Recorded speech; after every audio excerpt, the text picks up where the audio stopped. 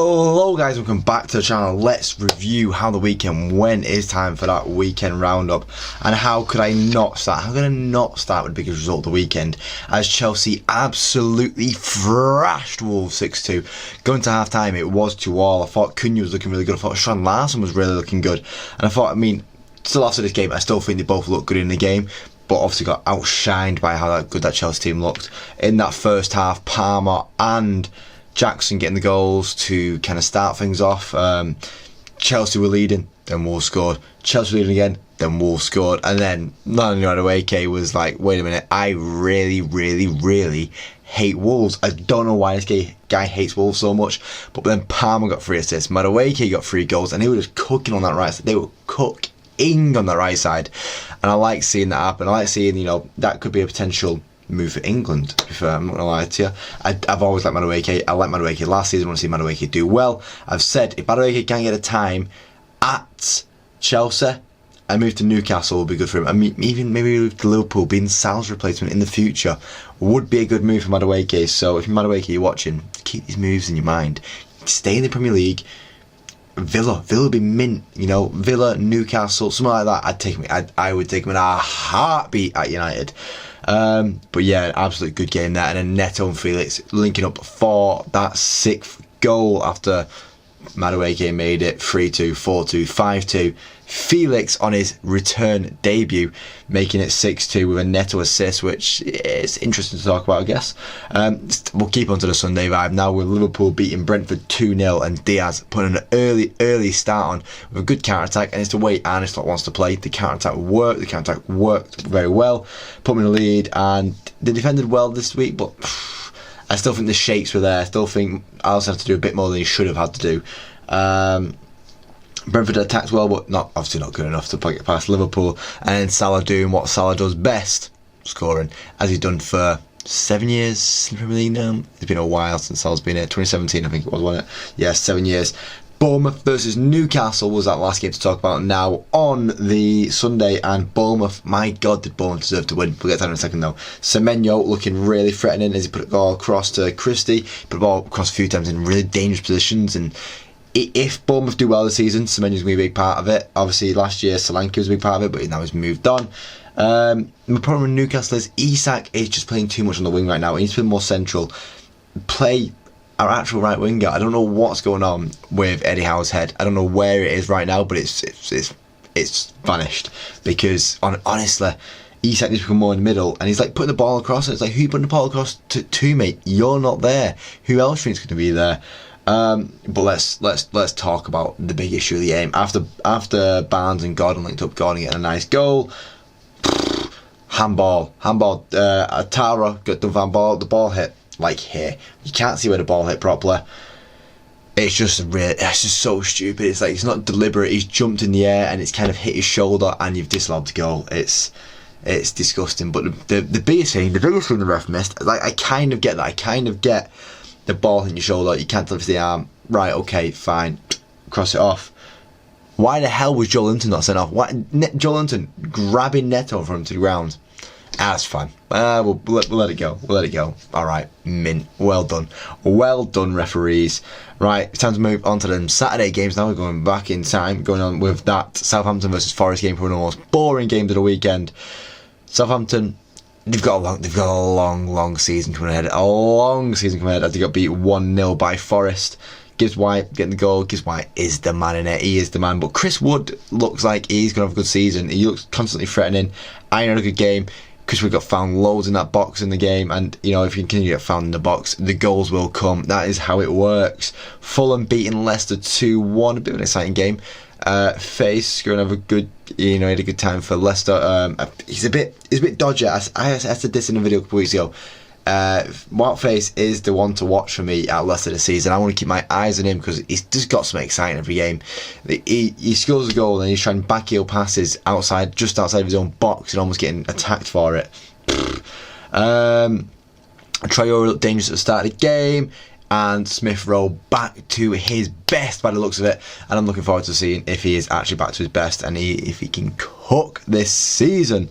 Let's move on to that Palace versus West Ham game, and Palace 2 weeks in a row now just looking poor, just looking so poor. I've had a lot of faith in his Palace team. I was like, yeah, I can't wait. But they got rid of Jordan Ayew, they got rid of Elise, they got rid of Anderson, they get rid of Gehi. They're just falling apart, and I just do not want to just.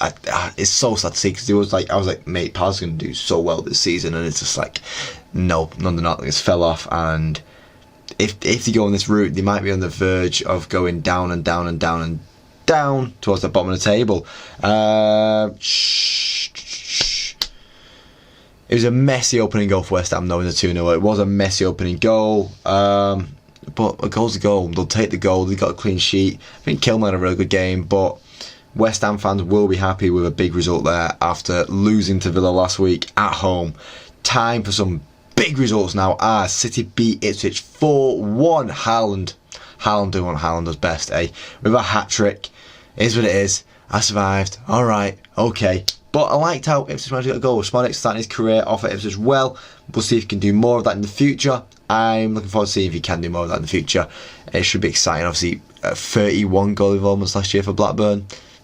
Yeah, let's see what we can do for Ipswich. Let's see if we can keep Ipswich up. Spurs then beat Everton 4-0, and Everton shipping 7 goals. 7 goals in the first 2 games of the season. Yeah, they are cooked this season by the looks of it. Obviously, I'm waiting to see if they can do something. I'm hoping they can do something, because I like Everton in the Prem. I think it's nice to have Everton in the Prem. Son cleaning up, Son getting embraced, doing what he does best. You know, it's just, come on, it's Son. Son does this year in, year out. It's not new business for him, and he is going to help Spurs this season a lot. Villa getting beat 2-0 by Arsenal. I thought this might be a result where they might sneak. It might be a big result from the season, but the big result did not come, as Raya had a mint game, had an amazing game. I think Saliba had a great game too. I think the defensive side of things was brilliant for Arsenal. I think the midfield side of things was better for Villa, but then the attack was obviously better for Arsenal as well, because they got the clean sheet and they got the goals. So it doesn't really matter what happens in the middle, does it? Because they got the 3 points. And then to end on things now, it's the painful game. It's the painful game for me. I mean, Brighton beating United 2-1. I predicted this. I said Brighton will get beat us 2-1. Welbeck will score. Welbeck did indeed score, as he always scores, as he always does against United, getting his goal. No player has scored against United more than Danny Welbeck. That is insane. That is insane of a stat, I think. I think it's no player scored more against us that's played for us. I think the most goals in Premier League against us is still Sergio Aguero. Mohamed Salah's probably moving close to it, but yeah, Danny Welbeck has put his name in that hat. Like, he could push on. He's got a few more years in him, and if he keeps on performing against us where he's always scoring against us, yeah, he might have the most goals against us, which will be crazy. I think United, in terms of like me being biased here, I thought our wingers looked dangerous, and I'm liking that. I'm liking Rashford is happy to take on his man a lot more. Haaland's always been happy to take on his man, and Garnacho's always been happy to take on his man as well. And it broke my heart to see that Xerxes goal. Well, no, yeah, it was a Xerxes goal. It should have been a Garnacho goal, but Xerxes like fell over, and he's like trying to move out of the way, and it's just hit off his knee, and it's like that close to going over, and it's like, you're killing me. And I thought, you know what? Oh, we're getting a result. And then João Pedro came and ruined the day. So cheers, João Pedro. Get out of here, thanks. My team of the week now for the Premier League, with Raya in net. Back-to-back weeks, mate. Insane. He's found another level this year, and if he keeps his level up, Arsenal are for a fun year for themselves. Saliba as well, having a great protective game in front of Raya, and if it did get past him, Raya was there cleaning up. Romero getting a goal and a clean sheet, got to give it to him. Aina getting a clean sheet and being heavily involved in the attack, and I liked seeing it. Savio, I said, I think this was Savio's Doku last year, that game when he got like 4 assists and a goal. This was Savio's version of that, I think. We're starting to see what Savio can do.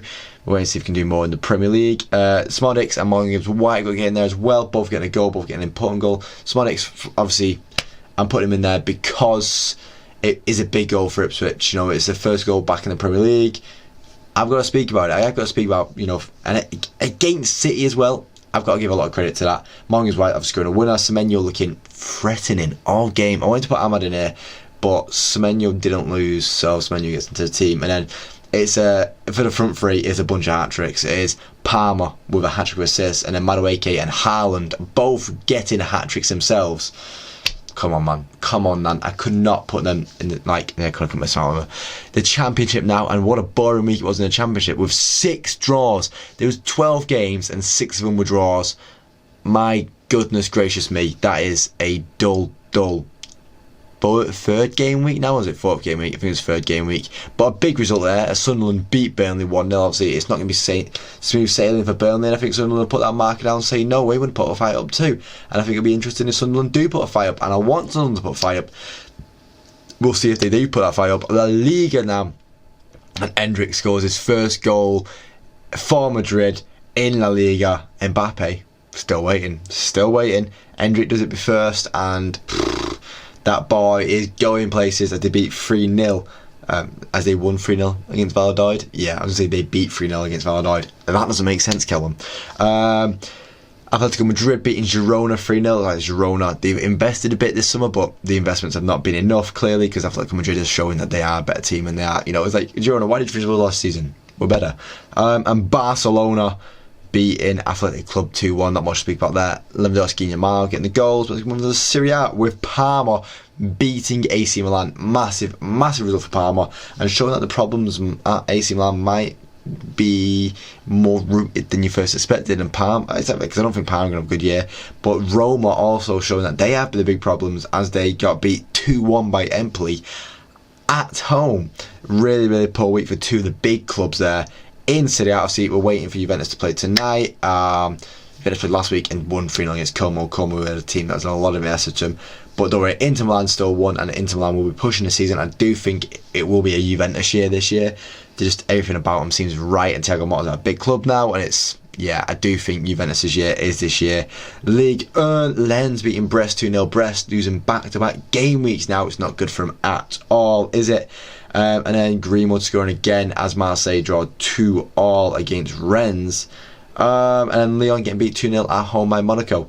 Some big results in there, but nothing as big as that PSG winning 6-0 against Montpellier. And Montpellier aren't just a pushover team, but 6-0. That's a pushover result. That is a crazy result, and it's a big result for PSG there, showing that they can live life without Mbappe, and they're fine living life without Mbappe. What's the big issue? Finally, the Bundesliga started again, and it's like it never stopped, because Leverkusen started again the same way they were ending, with a 101st minute winner. That extra time stuff, Xabi Alonso, mate, Xabi Alonso time is the new Fergie time, guys. Insane stuff. Wirtz obviously getting that goal, Wirtz getting a brace. Mate, I am all here for Leverkusen right now. Munich managing to just get past Wolfsburg with a 3-2 win, and Dortmund getting a nice result. 2-0 against Frankfurt. Not too much to speak about in the Bundesliga this week, apart from that 101st minute. Mate, it's crazy.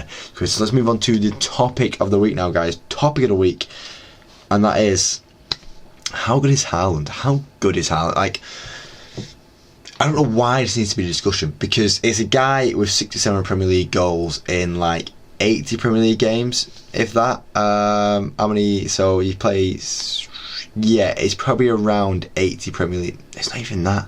It's not even that. It's 67 Premier League goals in about 67 Premier League games. And you go, how good is this guy? Maybe absolutely brilliant. Maybe absolutely one of the best players who have graced the Premier League. But it's just the way he plays. It makes people think, oh, he's crapping. He don't pass it enough. He can't ping it 400 yards. It's right. This is going to be the worst analogy I've ever made, but it's the same with Wan-Bissaka. How people say Wan-Bissaka's a terrible player because he can't cross the ball, right? But he can defend really mint, and he can make these simple passes, and he can break the play up, and it's like, that's what you kind of need in your fullback. It's what Gary Neville would do for years, and it's like, come on. But like, I don't know, it's modern football has changed people's minds so much. It's like, oh, you need to be able to score and assist. People have been watching Messi and Ronaldo for so long, they expect every player to be like Messi and Ronaldo. How many other players can you name that are like Messi and Ronaldo? Oh wait, none, because there aren't any. So stop comparing everyone to them. Haaland is a good footballer. His goals show that. The goals are the hardest thing to do, and he does it like there's nothing to it. 7 hat-tricks, 7 Premier League hat-tricks. Do you know 7 Premier League hat-tricks? Rooney. And yet you still argue how good this guy is. But then the points get made. It's like, where he goes in the finals, in the big games, when it matters, where does he score? In all fairness, he doesn't. 0 goals in finals. When it gets to the big games, is he scoring that winner? Is he scoring the opening goal? No, he scored 1 goal against Liverpool, and it was in a 3-1 win, and 2 goals against Arsenal. That's when they were already 2-1 up, and it was the 85th minute. And he went, "Oh, I'll take my bun out, fine," and got 2 goals. This is what causes a discourse in Haaland. Is when it matters, where is he? He's not there. He's not chilling. He's not getting involved as much as he could have do. But I guess it's because he gets shut down more in his bigger games. These bigger teams know how to shut a player like him down.